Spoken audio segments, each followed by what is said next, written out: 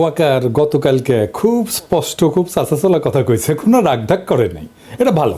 আমি আপনাদের সতর্ক করে দিচ্ছি, পরে বলবেন যে আমি সতর্ক করিনি। আমি আপনাদের সতর্ক করে দিচ্ছি, আপনারা যদি নিজেদের মধ্যে ভেদাভেদ ভুলে একসাথে কাজ না করতে পারেন, নিজেরা যদি কাদা ছোড়াছুড়ি করেন, মারামারি কাটাকাটি করেন, এই দেশ এবং জাতির স্বাধীনতা সার্বভৌমত্ব বিপন্ন হবে। আমি আজকে বলে দিলাম, নাইলে আপনারা বলবেন যে আমি আপনাদের সতর্ক করিনি। আমি সতর্ক করে দিচ্ছি আপনাদের। আর্মি সবসময় চায় শত্রু তাকে লক্ষ্য করে গুলি ছুড়ুক, গুলি ছুড়লেই একমাত্র আপনি প্রতিপক্ষের অবস্থান বুঝতে পারবেন।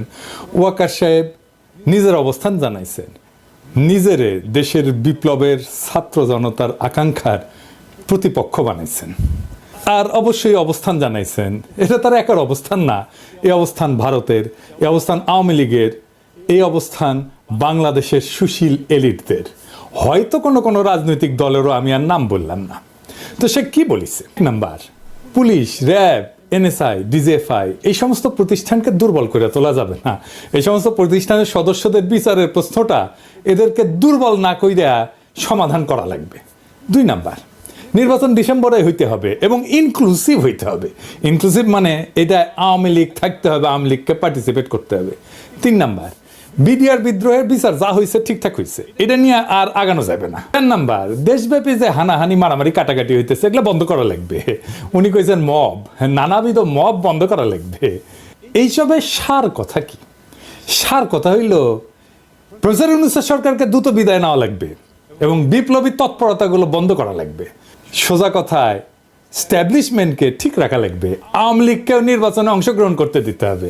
ইন্ডিয়ার সাথে আগের যে সম্পর্ক ছিল না আধিপত্যবাদী, সেটা পুনঃপ্রতিষ্ঠা করতে হবে, এই শর্ত আছে। গেলে আওয়ামী লীগকে পর্যায়ক্রমিকভাবে পুনর্বাসন করতে হবে, এটাও শর্ত আছে।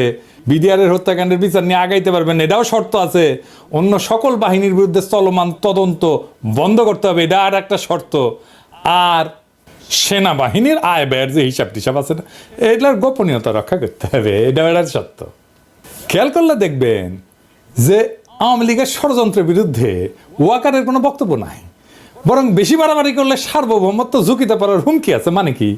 বাংলাদেশের সার্বভৌমত্ব হুমকির মুখে পড়া মানে কি? তো ইন্ডিয়া বাংলাদেশ দখল করে নেবে, তাই তো? দেশের সার্বভৌমত্ব ছিল, স্বাধীনতা ছিল। 1971-এর 25শে মার্চ পাকিস্তানি বাহিনী গণহত্যা চালাইল, তারপরে কি হইল? শান্তি বাহিনী তৈরি হইল। মানে যা হওয়ার হয়েছে, এখন আমরা শান্তি চাই, মুক্তিযোদ্ধারা সব দুষ্কৃতিকারী। এই মাইন্ডসেট, এটাই হইতেছে দুর্বল ভীরু কাপুরুষের মাইন্ডসেট, এটাই হইতেছে সেই পাকিস্তানি বর্বরতার মাইন্ডসেট।